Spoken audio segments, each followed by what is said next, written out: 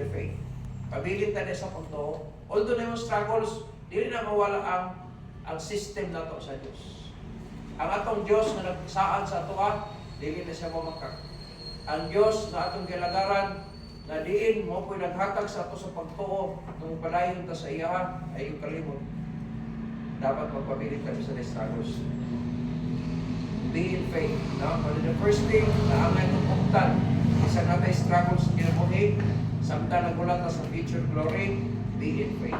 Ikaduha, inahanglan nga na sa serbisyo gyapon. Kaya atong pag-serbisyo na ibali mo na exercises na to, yung ma-maintain na to ang kadasigon sa ato ang lawas. Or else, ang momentum, ma-maintain na to siya. Kaya naagyapo na, bisag na struggles, naagyapo mo po sa ato ang pagpadayon sa unahan. Na naman, nangalagad ta sa Diyos. Wala ta mga lagad, aron dayon ta sa mga tao, di wala ta nangalagad, aron na mong portahan ta, nangalagad ta kay gisugo ta sa atong Diyos. Wala pinaka-the-best. Wala, bisag wala ko'y dollars, wala ko'y sa diha, ang importante mo, pagiging ko sa kabubuton sa Diyos. Kaya naman, muna akong pag-alaman sa iya. Na may struggles, kaya ang pastor, unsay mo problema sa membro, maapektuhan yun ang pastor, bubate yun na siya.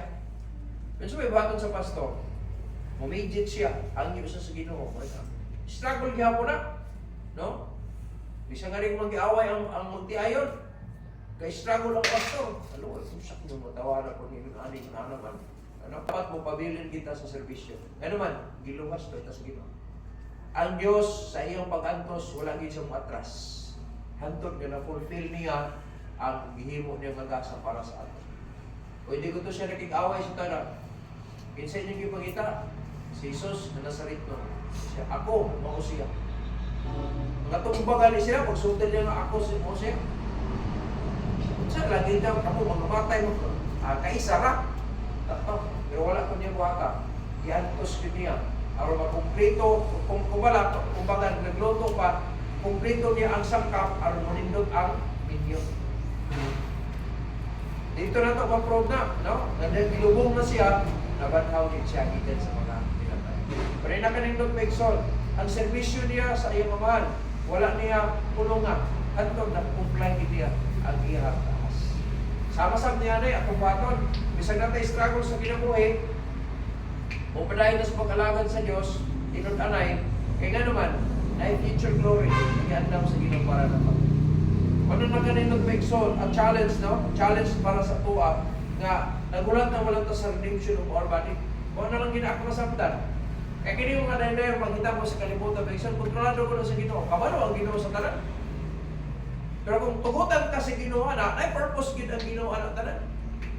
Huwag ito, kung na yung lahat nakita niyo mo, ikaw mismo ang ipakita sa Ginoo. Buot pa sa mga ikaw pubuhaton na. Buhata! No? With that one lang, ang nagitawag ko, coordination sa authority. Kita din na, sige, buhaton na ito na eh. At i-implement. Ikaw ang salingan anak, kaya ikaw ang tinatagan sa Ginoo, taha sa anak. Pero dito na anak ba? Servisyo na ito na sa Ginoo.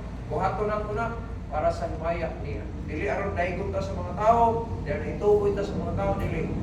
Bahala dili tanaw ni kalibutan, importante kalipay ta sa atong luwas. That's the second point, no? Our future struggle and the future for the future glory, no? We need to be in faith, we need to be in service, and the last, we need to be in hope. Magpabilin ta sa paglaom. Kaya nga itong Diyos, ang galagaran, diligid siya mo maka. Malaw munta, kaya nga lang sa amin ng Apostol Pablo, hindi siya nagahulat na lang ta sa redemption of our body. Wala ta kabalo, kalos na tapos ng kalibutan, pero ang pinag-importante, bisag na-struggles, magpadayon ta, mamalaumon. Kaya naman, ang Diyos, malipay ang mga tao na nagalaon sa iya. Ano? Nindot niya kaya kung naglaon ka, huwag pasang tagsalig, punta niya. Kung naglaon ka, huwag pasang tagtuo ka sa iya. Wala siya ang mga importanteng butang atong tunan, nabisan sa atong struggles, naghulat sa redemption sa atong body para sa future glory. Now, kinamang pabilin ta sa pagtuo, nata sa pagtuo, active ta sa pagtuo, nata sa pag-alagad, active ta sa pag-alagad, kanya aktibo ta sa atong paglaom. Mga ikson, ayaw mo kalimot, nanihan na ta sa pinaka-the best mo work. No, nata sa pinaka the best nga kini trabaho para sa imong sa Dios. Wala di na to usay kani kay karon ra man kay kung mga matay ta wala na ni. Wala. Maghulat na lang ta. Dito, naghulat ta itong lawas dito sa kuan, lugnanan. Ano sa siya balikod, banhawon, aron ilisan ka lawas na dili na. Yan anak, kaninot may igsoon ang saan sa Diyos. Parang, be in faith, be in service, be in hope. Tinunod na ito ni siya, nagtitinunod na ito sa Ginoo. At po tinunod pa na talaga sa iyo. Amen? Di na matter kung natin mga problema sa Ginoo. Ano naman, control na sa Ginoo. Lagi mga purposes ang Ginoo. Lagi ako, huwag ko magmahay nga stepping stone, adisay ko na save, nasakit ko sa ako. Pagkasakit ko, nadala ko sa lugar, kay wala ko'y plano sa Ginoo, abot ko diha, masagyawan ko, niya masabtan ako ang mensahe, naluwas ko, nasugod, wala ko sweldo, wala ko magmahay, anak, wala ko magmahay nga, wala ko, sa nalagay itong gulat na to, redemption of our body. Pag naan ang redemption sa atong body, nana ang future glory. Wala na tayo struggle sa anak.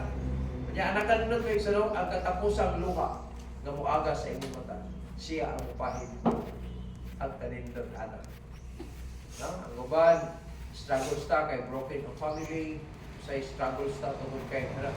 Pero ayaw mo kalimot, nata sa Ginoo, wala yung pinagkanabes. Ayaw mo palayo sa Ginoo, kaya kung palayo ka sa Ginoo, ay, kaya mo ta prodigal son, na mukaon na lang pasaw sa baboy.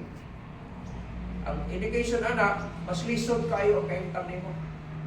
Bisa pang nakikwarta mo income, no? Pero ako ito nadunggat, iba na iyo. Kung mapalayo ka, God save ka. Ang kita natas bulaton, salamat ka. Ako prayer dear Lord. Kita, magpapabalayan may hantod mga matay mga ganang mindiri, o paha uminin mo diri sa rapture, magpabilong tabi mga lagan. Sige.